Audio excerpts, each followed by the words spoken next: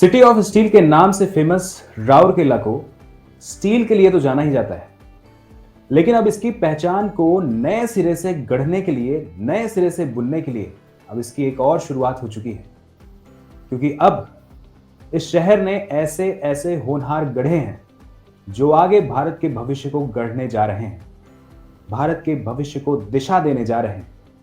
बचपन में अपनी फैमिली डॉक्टर को पार्किंसन डिजीज से लड़ते हुए देखा, तब मन में ख्याल आया कि ऐसी डॉक्टर खुद कैसे लाइलाज बीमारी की चपेट में आ सकती है। बड़े हुए तब मन में विचार आया, क्यों ना इसी दिशा में काम किया जाए और आगे रिसर्च की जाए न्यूरो डिजेनरेटिव डिजीज को ठीक करने के लिए।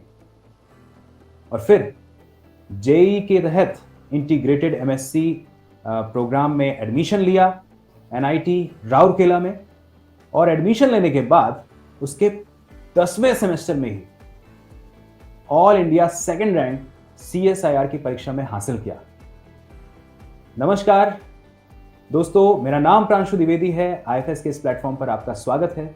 हम बात कर रहे हैं दिव्यम की।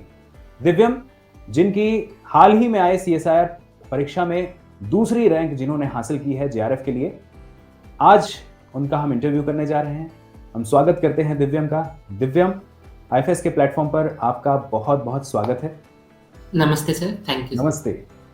तो दिव्यम, आप कैसे हैं और हमें बताइए कि किस तरह से ये परीक्षा आपके लिए मायने रखती है। जिस तरह से आपने कहानी बताया था मुझे कि कैसे आपकी कोई फैमिली डॉक्टर थी जो पार्किंसन से पीड़ित थी, और फिर उसके बाद आपने उनको देखा और फिर आपको लगा कि इस डिजीज को कैसे ठीक किया जाता है। वो एक इंस्पायरिंग स्टोरी आप सुनाएं। सबसे पहले मैं आपको बधाई देता हूं आपकी सफलता के लिए।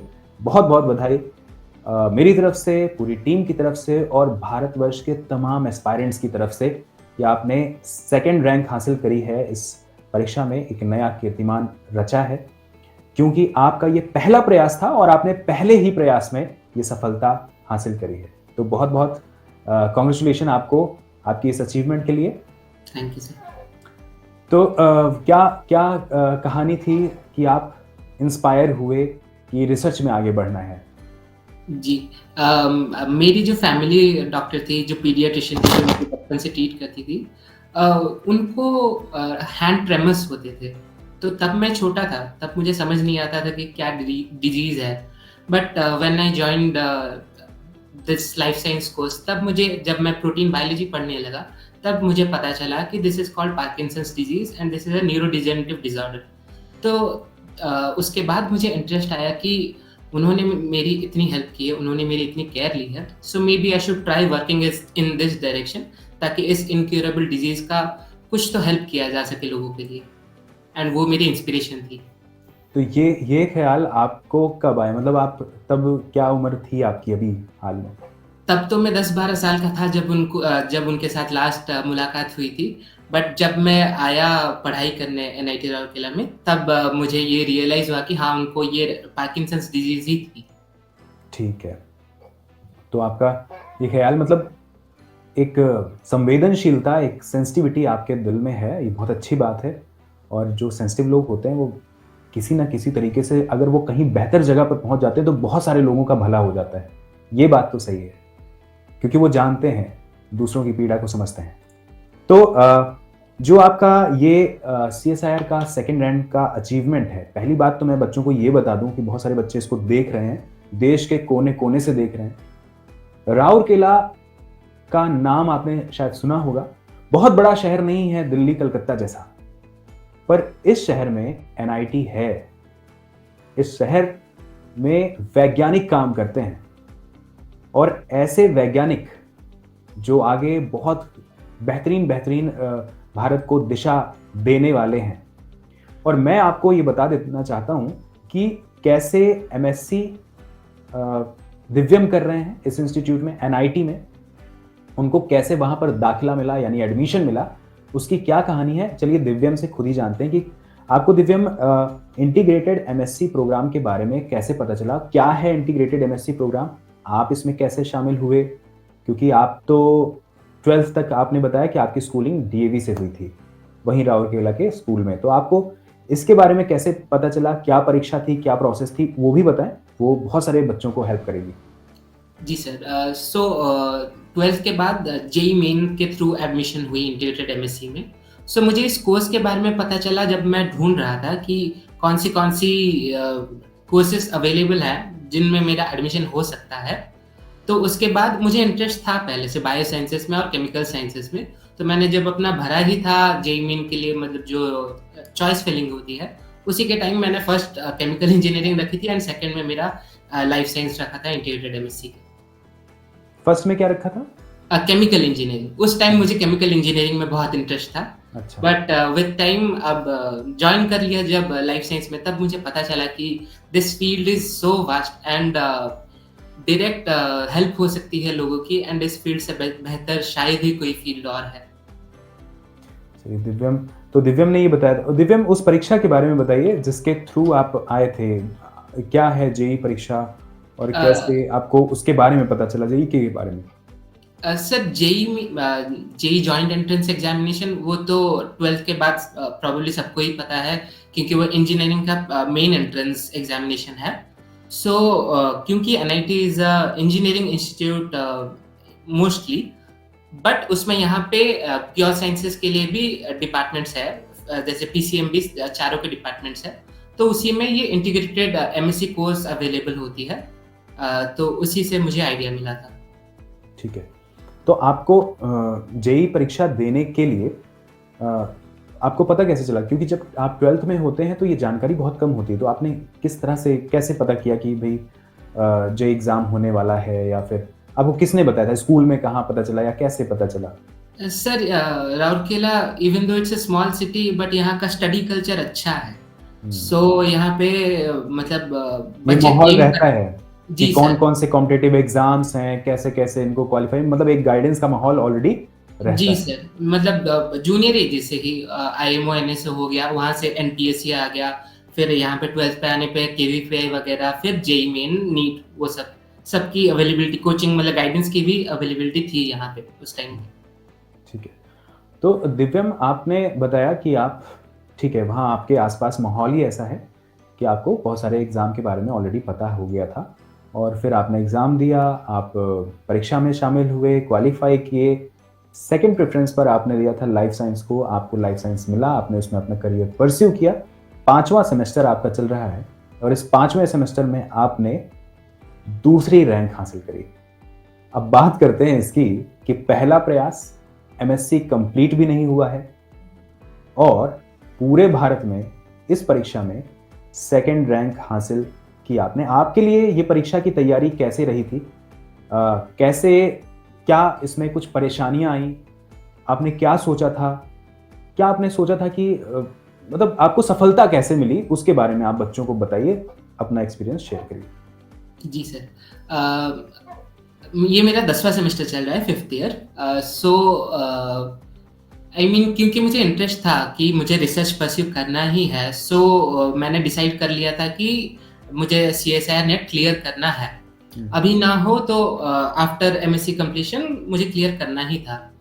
तो जब नॉर्मल क्लासेस होती थी, थैंकफुली हमारे यहाँ का जो कोर्स है, एनआईटी राउरकेला का जो कोर्स मटेरियल है, that is well maintain to, I mean focus उसका क्लियरेंस कॉम्पिटिटिव एग्जाम क्लियर करने के लिए है।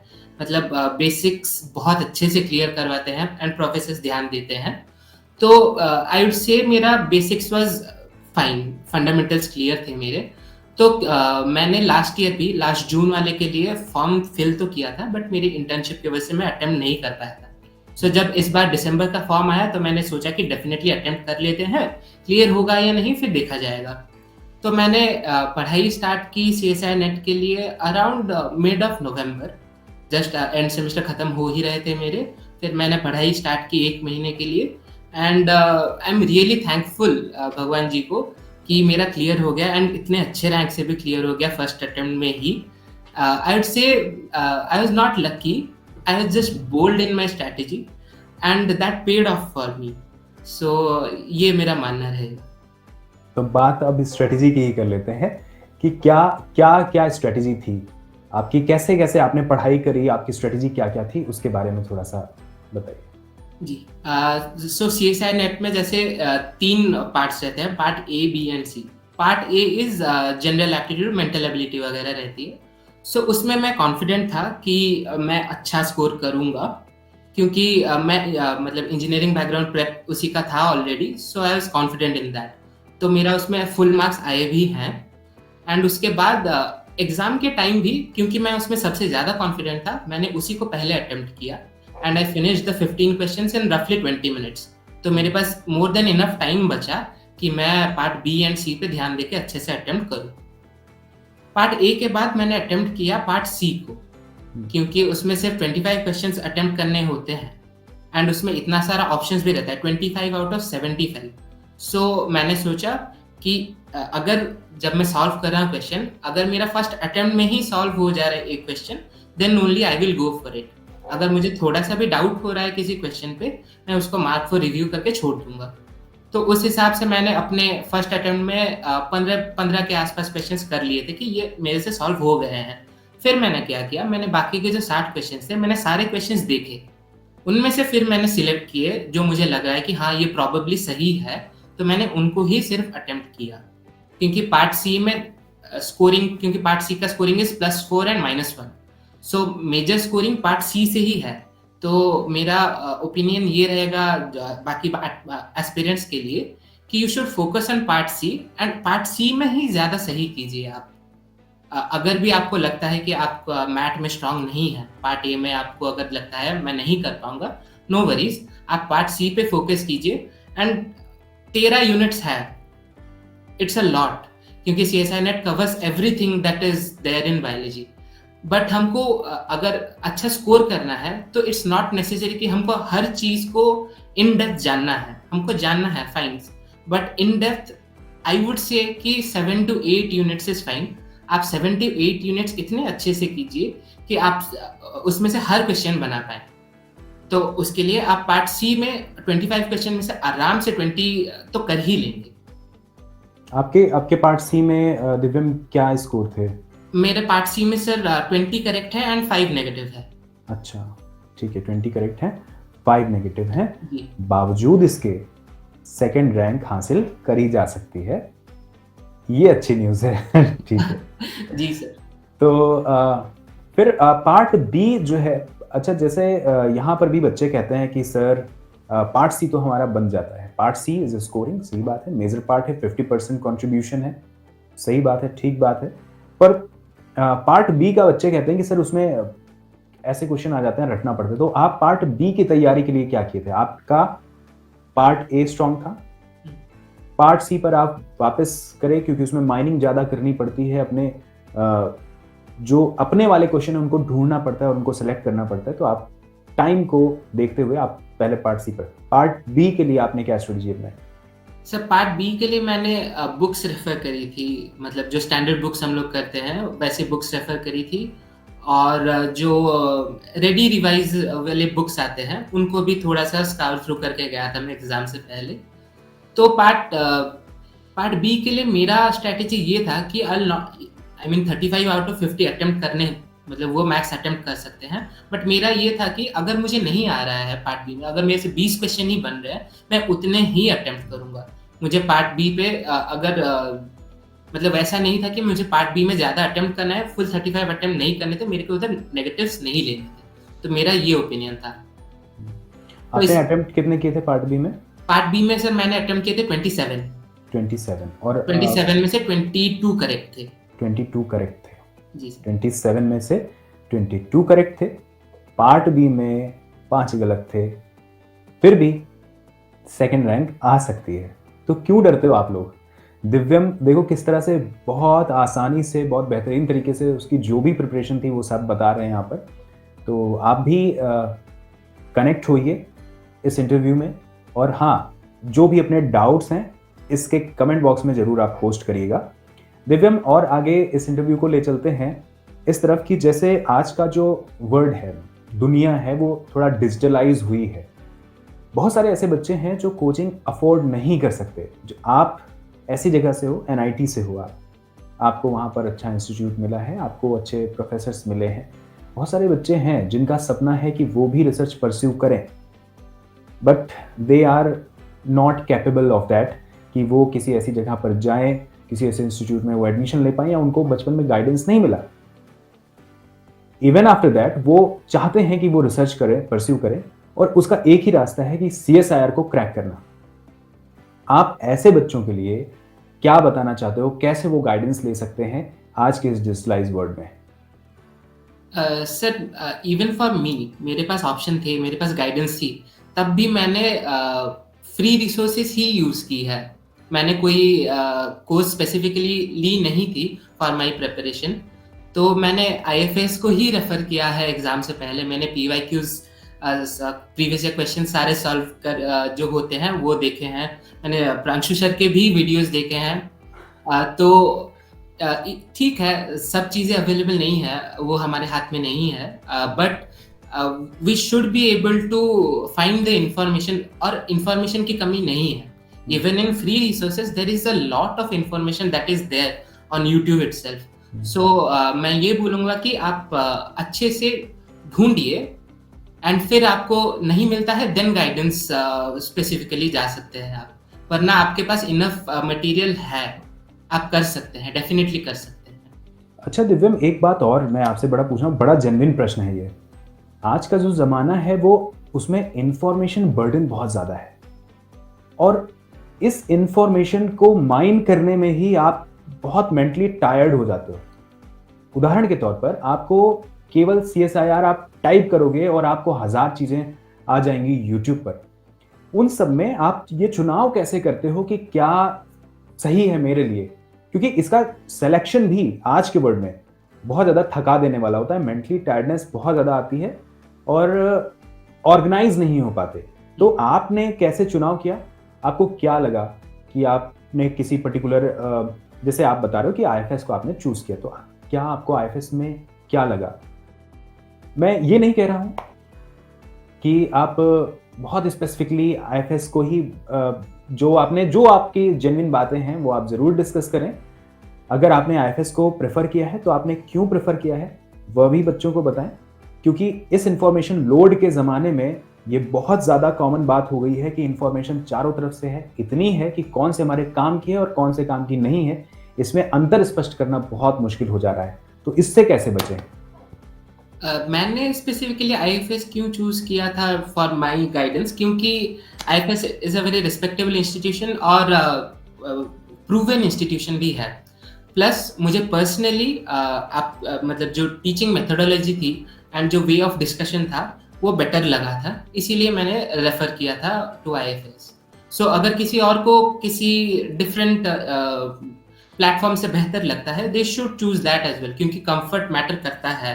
बिल्कुल, आपको क्या समझ में आता है ये मैटर करता है। जी सही है। तो ठीक है बच्चों, तो इन्होंने ये भी बताया कि इस इंफॉर्मेशन लोड में आप बचें कैसे, क्योंकि ये बहुत सारा होता है ना कि fear of missing out, FOMO होता है कि भाई मेरे को ये भी जानना है, ये भी जानना है, ये भी जानना है, ये भी जान लूं, और इस चक्कर में आप किसी एक चीज पर फोकस नहीं रह पाते, और ये आज की बहुत बड़ी समस्या है। ये एक पैंडेमिक बनता जा रहा है लोगों के लिए कि वो फोकस्ड नहीं हो पा रहे हैं। पर जैसे इसने बताया, दिव्यम ने बताया कि आपको क्या करना है, आपको सिलेक्शन करना है, थोड़ा टाइम स्पेंड करिए, रुकिए, ठहरिए, सोचिए आप किस में कंफर्ट महसूस कर रहे हो, और फिर अगर आप करने लग रहे हो तो फिर आप वहीं स्टक रहो और अपने करियर पर, अपने लक्ष्य पर ध्यान दो, सफलता आपको मिल जाएगी, क्योंकि आपको पता चल चुका है कि आपको क्या समझ में आ रहा है। जल्दी जल्दी स्विचिंग करने पर आप परेशान हो सकते हो, ये प्रॉब्लम है। खैर दिव्यम, आपने बहुत अच्छे से ये सारी बातें बताई।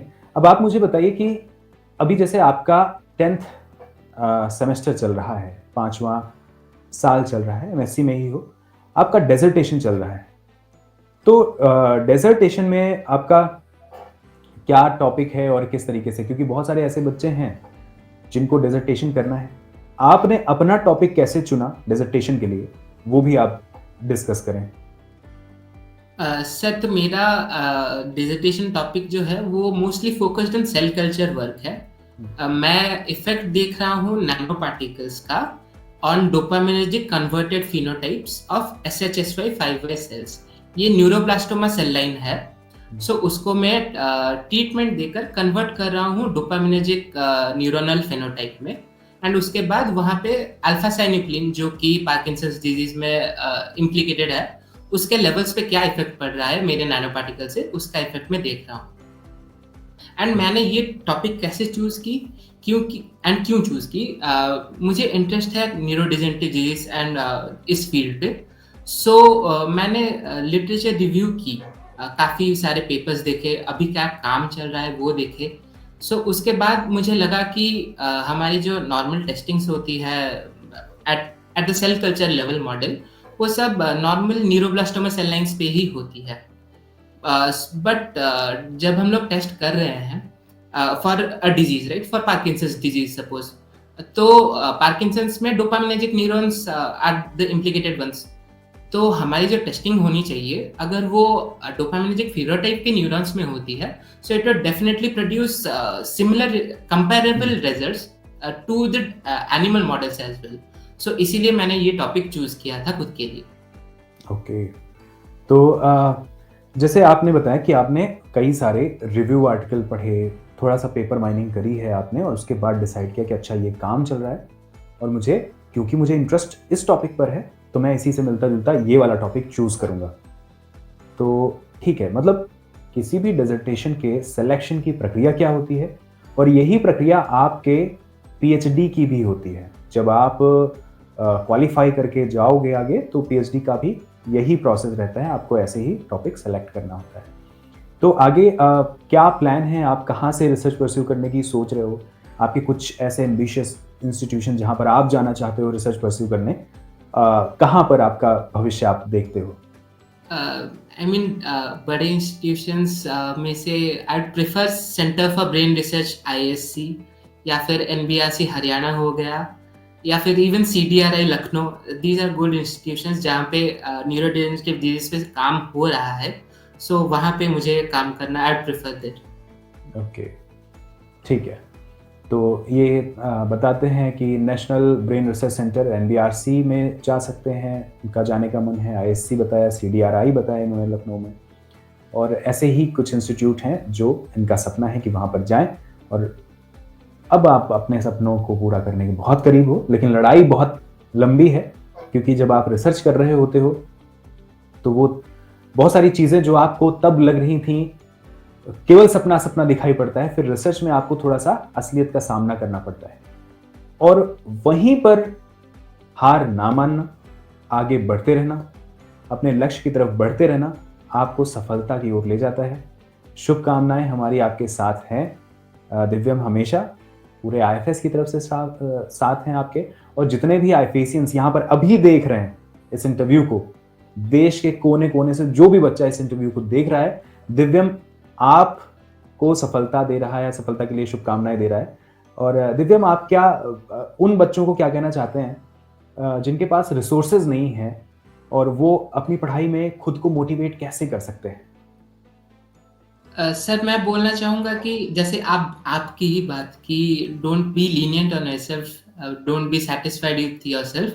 सो मैं वही बोलना चाहूँगा, इवन दो आपके पास अगर आपको इश्यूज है, बट स्टिल आप अपना फुल एफर्ट दो, and there is always the almighty, एंड वो कभी आपके एफर्ट्स कभी वेस्ट नहीं होते।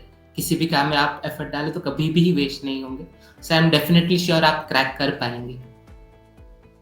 ठीक है, समझ गए बच्चों। तो एक ये भी बात है कि दिव्यम, जैसे आपने कहा कि आप एफर्ट डालते रहिए, आपके एफर्ट वेस्ट नहीं होंगे। जितने भी बच्चे अभी देख रहे हैं आपको, वो उनके मन में ये होगा कि उनको अपनी ज़िंदगी में बहुत सारी परेशानियां फेस करनी पड़ रही हैं। दिव्यम, क्या आपकी भी लाइफ में कोई ऐसा दौर आया है? क्योंकि अभी तो लाइफ का तो अभी आपने जस्ट जर्नी शुरू की है, लेकिन जब आप स्टूडेंट होते हैं ना, तो स्टूडेंट की लाइफ में, जैसे मुझे याद है कि बहुत छोटी छोटी दिक्कतें भी बहुत बड़ी लगती हैं। समय बीत जाने के बाद लगता है मैं किस चीज़ में इतना परेशान था, लेकिन तब वो चीज़ बड़ी लग रही होती है। आप अपनी लाइफ का कोई ऐसा मोमेंट शेयर करना चाहें कि आपको लगा कि अरे ये तो बड़ा टफ हो रहा है मेरे लिए, मैं कैसे आगे बढ़ूं, या पढ़ाई में कहीं पर आपको लगा कि अरे मुझे ऐसा ना हो कि फेलियर का सामना करना पड़े, या फिर आपको किसी भी तरीके से आप कोई इन्फॉर्मेशन अगर आप शेयर करना चाहते हैं बच्चों के लिए, ताकि वो अपने आप को रिलेट कर पाएँ कि हाँ, मेरी ज़िंदगी में भी परेशानी है, तो उस टॉपर की ज़िंदगी में भी परेशानी थी, पर उसने उसको अपने ऊपर हावी नहीं होने दिया। तो आप उससे रिलेटेड कोई एक इंसिडेंट अगर आप शेयर करना चाहें तो? जी सर, पैंडेमिक के दौरान मतलब उस टाइम तो काफ़ी लोगों की डेथ वगैरह हुई, लोग काफ़ी बीमार थे। बहुत ज़्यादा, हाँ। जी, तो उस टाइम मैं कन्फ्यूज़ हो रहा तब जस्ट मेरा फर्स्ट ईयर ही कंप्लीट हुआ था इंटीग्रेटेड एमएससी का, तो मैं कन्फ्यूज़ हो रहा था कि मैं at the end of this degree क्या करूँ? Should I go for research या फिर जॉब मतलब फ़ील्ड स्विच करके एनालिटिक्स वगैरह कुछ वैसा परस्यू करूँ क्योंकि उस टाइम थोड़ी-सी मतलब लग रहा था कि क्या मुझे दिक्कत होगी मॉनेटरी सेंस पे भी। तो उस टाइम मैं कन्फ्यूज़ था, बट फिर जब वैक्सीन्स आए तो एमआरएनए वैक्सीन्स आए, सो उस चीज़ ने मेरे अंदर फिर से एक स्पार्क जनरेट की कि नहीं, जो रिसर्च है, जो लाइफ साइंस है, दिस इज़ अ फील्ड जहाँ मुझे परस्यू करना चाहिए क्योंकि मैं इस फील्ड में दुनिया के लिए कुछ हेल्प करना चाहूँ। सो इसीलिए मैंने फिर चूज़ किया कि नहीं, मुझे रिसर्च ही परस्यू करना है and I would like to do a PhD. Divyam, आपकी जो थॉट प्रोसेस है, इस पूरी थॉट प्रोसेस में मैंने एक चीज़ पाया कि जहाँ मैं बच्चों को इंस्पायर इस बात के लिए करता रहता हूँ कि बच्चों, जॉब के लिए नहीं, रिसर्च में कंट्रीब्यूशन के लिए अपने आप को समर्पित करो। अपने आप ये सब सेकेंडरी चीज़ें हैं, वो सब होती चली जाएँगी। आपका सारा एग्ज़ाम क्वालिफ़ाई, क्योंकि आपका लक्ष्य इतना बड़ा रहेगा कि छोटे-छोटे हर्डल्स तो ऐसे यूँ ही निकल जाएँगे। दिव्यम की मैंने हर बात में वही चीज़ पाई, रिसर्च के लिए डेडिकेशन इनकी प्रायोरिटी है। इनको तो भरोसा भी नहीं था कि इनका निकल जाएगा। ये कह रहे थे कि अगर एलएस भी हो जाता सर, तो भी मैं खुश हो जाता। दिव्यम, वो स्टोरी क्या थी? आपको आपको क्या लग रहा था? एग्ज़ाम देने के बाद आपको क्या लग रहा था? क्या सोचा था आपने? आई मीन एग्ज़ाम से पहले मैं और मम्मा बात करके गए थे कि मम्मा बोली थी कि बेटा एलएस क्लियर कर ले, तेरा इंस्पायर फेलोशिप तो है ही, अगर भी नहीं होता है जेआरएफ तो ठीक है, तू जॉइन कर लेना, उसके बाद नेक्स्ट अटेम्प्ट में जेआरएफ क्लियर कर लेना। तो एग्ज़ाम जस्ट निकलने के बाद सेंटर से मैंने मम्मा को आकर बोला कि हाँ मम्मा, ठीक ही गया है, मैट का मैं कंफर्म हूँ, अच्छा गया है, बाकी देखते हैं, लग रहा है कि एलएस क्लियर हो जाएगा, उस हिसाब से लग रहा है। लग रहा बट है जब एलएस एलएस क्लियर हो जाएगा, ठीक है, फिर? फिर जब स्कोर कार्ड आया एंड फर्स्ट मतलब जब मैंने फर्स्ट कैलकुलेशंस की, स्कोर की, आंसर की जब आया था, तब मैंने कैलकुलेट किया, मेरा स्कोर आया है 140 प्लस। मैं खुद चौंक गया कि इज दिस करेक्ट? मैंने लिटरली 2 बार और रीचेक किया, क्या मैंने सही कैलकुलेट किया है? फिर मुझे लगा नहीं, 140 प्लस ही स्कोर हो रहा है, सही है, होपफुली अच्छा रैंक आ जाएगा। फिर जब इवन स्कोर कार्ड आया, परसेंटाइल भी जब आई, तब भी विश्वास नहीं हो रहा था कि इतना अच्छा परसेंटाइल आया है, 99.99 आया है। So I was extremely happy and surprised and thankful as well. तो अपनी इस सफलता का श्रेय आप किसे-किसे देना चाहेंगे अपने आस-पास? सबसे पहले अपनी मम्मा को, क्योंकि उन्होंने मुझे बहुत सपोर्ट किया है एंड बोला है कि तू अच्छे से करेगा तो हो जाएगा। एंड उसके बाद मेरे फ्रेंड्स भी हैं जिन्होंने, जो खुद अपनी प्रेप कर रहे थे, उनका भी क्लियर हुआ है एग्ज़ाम। तो उनसे भी मुझे इंस्पिरेशन मिली थी कि मैं भी थोड़ा 1 महीना पढ़ लेता हूँ, जो होगा देखा जाएगा फिर। एंड उसके बाद मेरे प्रोफ़ेसर, जो मेरे गाइड है अभी, प्रोफ़ेसर सुमन झा, उन्होंने भी मुझे बहुत इंस्पिरेशन दी है कि तू इस फील्ड में काम कर सकता है अच्छे से, बहुत अच्छे से, तो पढ़ाई कर अच्छे से अभी। मैं प्रोफ़ेसर सुमन झा को भी बहुत-बहुत आभार उनका प्रकट करता हूँ, क्योंकि ऐसे बच्चों को जब आप मोटिवेट करते हैं और वो फील्ड में आगे बढ़ते हैं और नए-नए कीर्तिमान रचते हैं, तभी भारत मजबूत होता है। तो दिव्यम, आपसे बात करके बहुत अच्छा लगा और हमने बहुत कुछ बातें जानी। आपको अगर अपनी तरफ से कुछ शेयर करना है और बच्चों के लिए कुछ कहना है, तो आप प्लीज़ ज़रूर कहें। आप क्या कहना चाहते हैं? पूरे जितने भी बच्चे देख रहे हैं, उनके लिए आप क्या क्या मैसेज देना चाहते हैं? आई विल से कि do your best, it's fine, कभी-कभी best is not enough, but आपके जो एफर्ट्स हैं वो मैटर करेंगे। इस बार ही नहीं कर रहे हैं तो नेक्स्ट एफर्ट में डेफिनेटली वो काउंट करेगा and you will definitely be able to achieve your dreams and goals. Just don't be lenient on yourself, push yourself to the limit. मैं यही कहना चाहूँगा। क्या बात है! तो थैंक यू दिव्यम। ये थे दिव्यम जिनको आप सुन रहे थे, और दिव्यम ने ऑल इंडिया रैंक सेकंड अपने पहले प्रयास में एमएससी करते हुए हासिल करी है। दिव्यम को हमारी तरफ से और हमारे पूरे परिवार की तरफ से, आईएफएस परिवार, भारत के परिवार की तरफ से बहुत बहुत बधाई। हम आपके उज्जवल भविष्य की कामना करते हैं और भारत के भी उज्जवल भविष्य की कामना करते हैं, क्योंकि आप ही वो लोग हो जो आगे चल करके साइंस में कुछ ऐसा कीर्तिमान रचने जा रहे हो, या कुछ ऐसी रिसर्च करोगे जो दुनिया को इंस्पायर करेगी, इंडिया का नाम रोशन करेगी। Thank you so much Divyam. IFS के इस प्लेटफॉर्म पर अपना समय देने के लिए धन्यवाद, और ऐसे ही गाइडेंस लेते रहिए। आईएफएस हमेशा आपके साथ है। आपको कभी किसी भी वक्त ज़रूरत पड़े तो जैसे हम सब बच्चों के लिए हैं, वैसे हम आपके लिए भी हमेशा हैं। आपके लिए तो पहले से ही थे, अभी भी हैं। ठीक है, तो thank you so much, thank you everyone. अब मिलते हैं नेक्स्ट इंटरव्यू में नए एस्पायरेंट्स के साथ। आप बने रहिएगा इस चैनल पर और पढ़ाई करते रहिएगा, और दिव्यम की बातें ध्यान रखिएगा। जो आपको लगे वो ध्यान रखिए, बस उसमें से कोई बात पिक करके अपना भविष्य बना लीजिएगा। Thank you so much, thank you.